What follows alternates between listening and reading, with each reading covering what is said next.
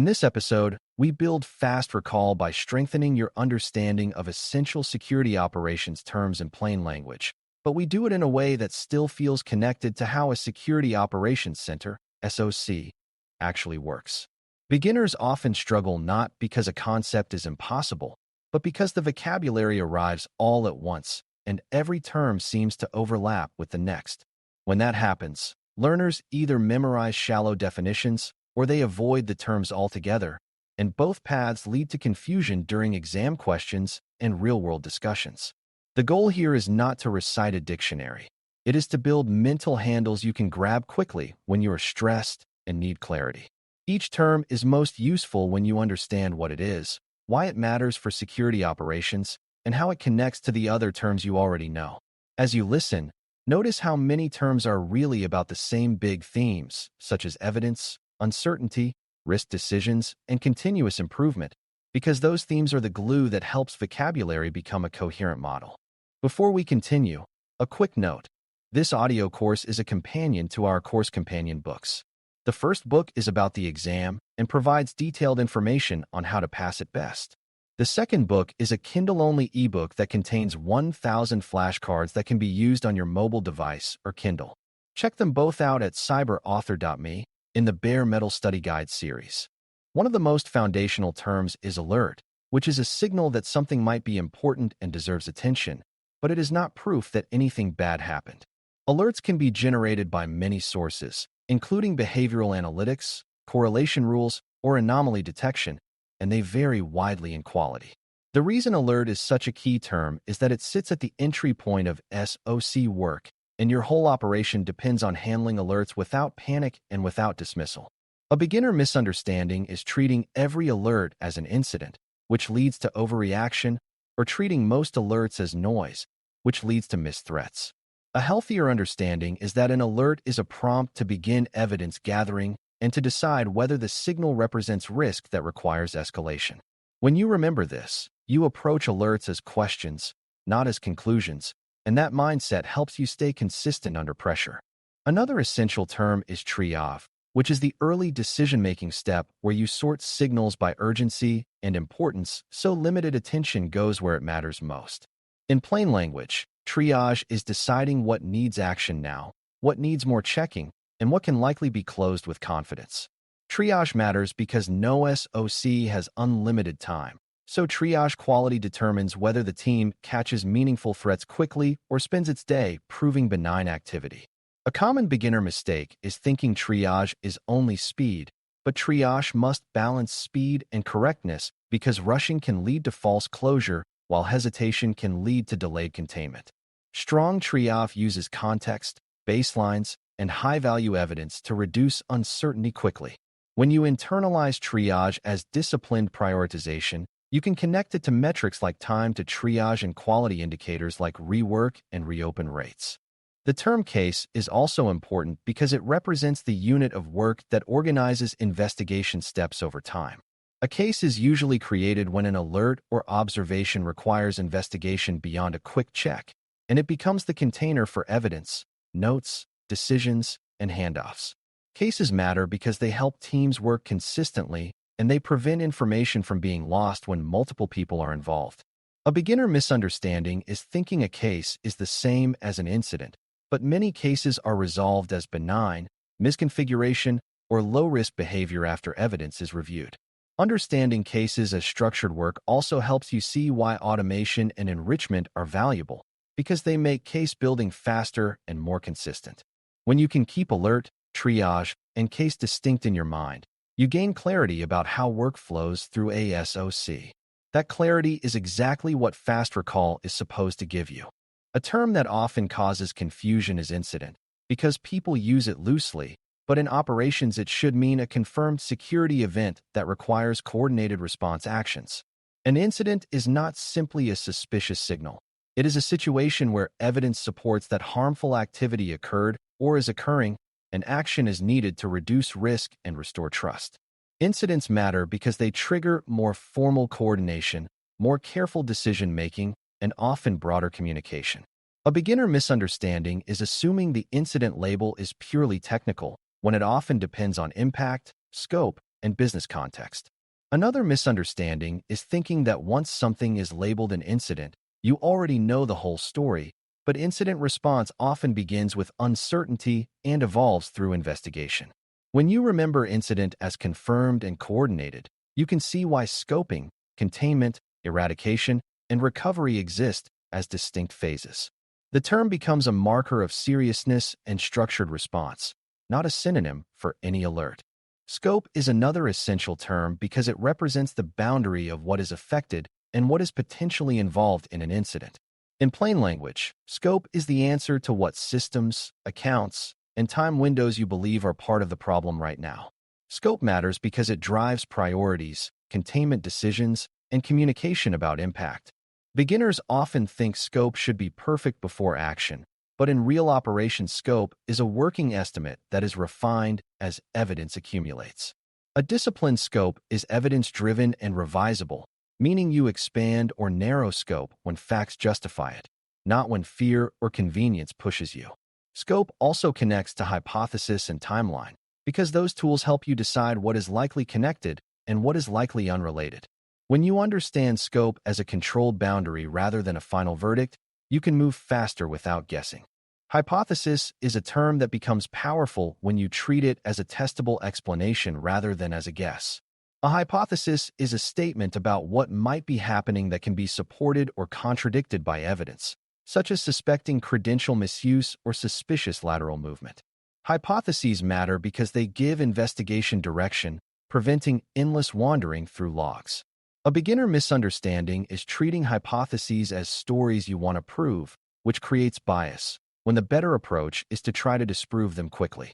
Hypothesis thinking connects directly to threat hunting because hunts often begin with a hypothesis even without a known incident. It also connects to scoping because hypotheses guide which evidence is high value and which assets to check first. When you can recall hypothesis as testable and temporary, you keep your reasoning flexible and your decisions evidence-driven. Timeline is an essential term because time is one of the best tools for turning scattered evidence into a coherent picture. A timeline is an ordered view of events that helps you see sequence, causality, and contradictions. Timelines matter because attacker actions and defender actions both unfold over time, and your ability to understand that order affects how well you scope and contain the incident. A beginner misunderstanding is thinking the time an alert fired is the same as the time activity happened, which can lead to scoping the wrong window.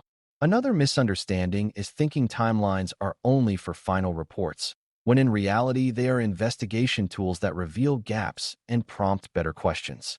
Timelines also connect to metrics because many performance measures, such as time to detect, depend on clear time definitions. When you see timeline as the backbone of truth, you can use it in both investigation and performance analysis. Evidence is a term that seems simple but becomes deeper when you think about strength and reliability. Evidence is any artifact that supports or contradicts a claim about what happened, such as events, authentication records, or network observations. Evidence matters because security operations should be defensible, meaning decisions should be explainable and tied to observable facts.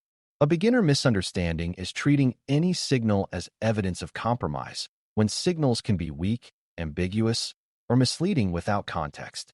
Evidence also has quality, meaning some evidence is closer to the source and harder to fake, while other evidence is derived, indirect, or easier to misinterpret.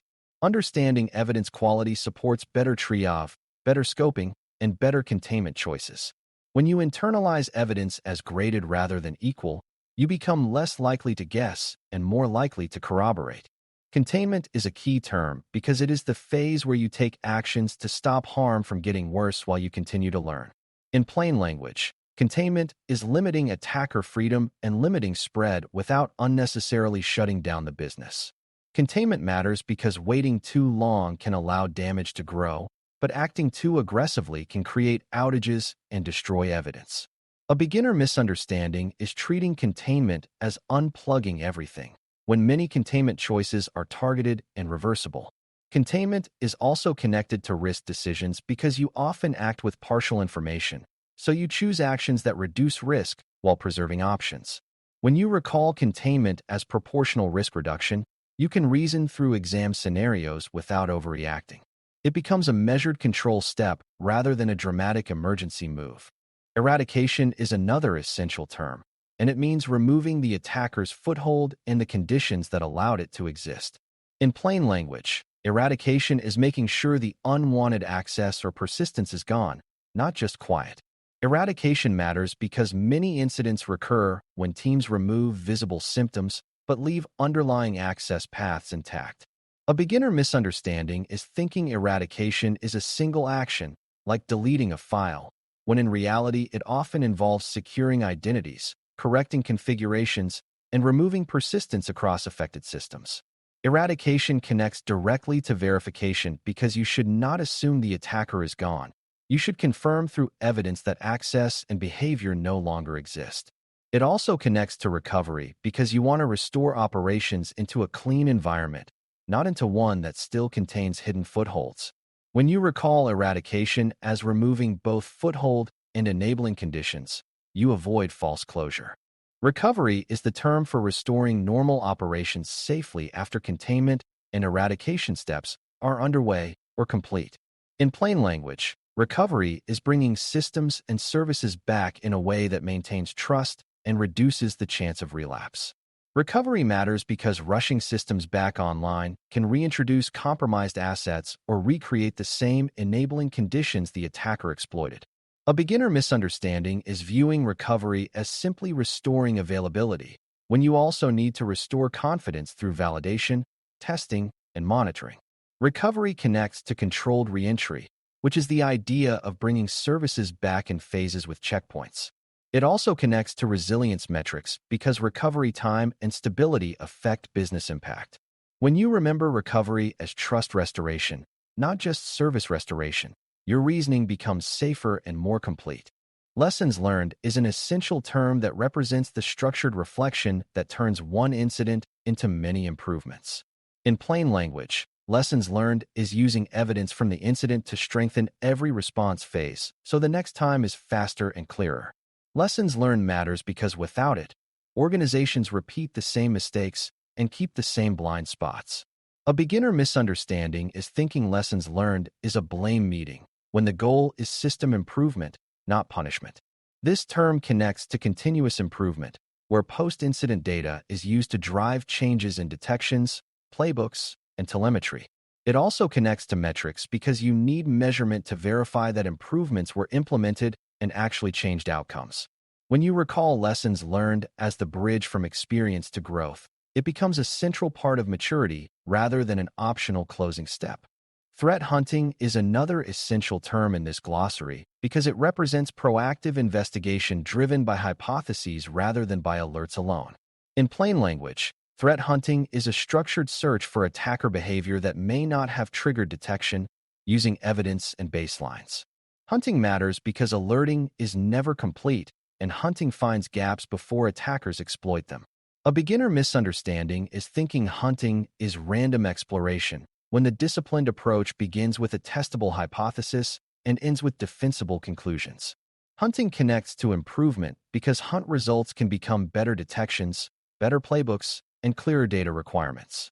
It also connects to active defense because hunting reveals where visibility and friction are weak.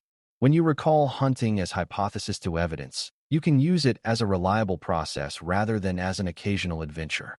Active defense is another key term, and it means actions inside your environment that increase visibility and create adversary friction without stepping outside ethical and legal boundaries. In plain language, active defense is making it harder for attackers to stay hidden and easier for defenders to notice important behavior. Active defense matters because it reduces attacker dwell time and makes both hunting and alerting more effective. A beginner misunderstanding is confusing active defense with retaliation, when the real focus is internal shaping of identity controls, monitoring, and pathways. Active defense connects to baselines because clearer normal behavior makes anomalies stand out. It also connects to continuous improvement because findings from incidents and hunts often justify specific visibility and friction improvements. When you recall active defense as visibility plus friction, the term becomes practical instead of mysterious. Finally, Metrics and analytics are essential terms because they are how a SOC understands whether it is improving and where it should invest attention. Metrics are measurements like times, counts, and rates, while analytics are the interpretation methods that explain trends, bottlenecks, and causes. These terms matter because without them, performance discussions become opinion-driven and improvement becomes guesswork. A beginner misunderstanding is believing that more metrics automatically means more insight, when too many numbers can obscure what matters. Another misunderstanding is treating metrics as punishment tools, which reduces honesty and encourages gaming rather than learning. Metrics and analytics connect to planning, because the whole point is to translate measurement into owned initiatives that reduce uncertainty and improve response. When you can recall these terms quickly and connect them to the SOC mission, you gain a stronger ability to reason through scenarios and to communicate clearly under pressure. In closing, this plain language glossary is meant to give you fast recall by turning essential SOC vocabulary into a connected mental model rather than a list of isolated definitions. Alerts prompt attention, triage sorts urgency, cases organize work, and incidents trigger coordinated response once evidence supports real risk. Scope, hypotheses, timelines, and evidence are the tools that reduce uncertainty and support defensible decisions, while containment, eradication, and recovery are the action phases that reduce harm and restore trust. Lessons learned and continuous improvement ensure that each incident fuels future growth, and threat hunting and active defense extend that growth into proactive readiness. Metrics and analytics tie it all together by revealing where the system is improving and where bottlenecks and gaps still exist. When these terms feel connected and plain, you can recall them quickly, interpret questions more accurately, and avoid drifting into guesswork under pressure. That fast recall is what helps you build a coherent SOC operating model in your mind, which is the deeper goal behind memorizing any glossary. Thanks for listening. For more audio courses, daily newsletters, and more, please visit BareMetalCyber.com.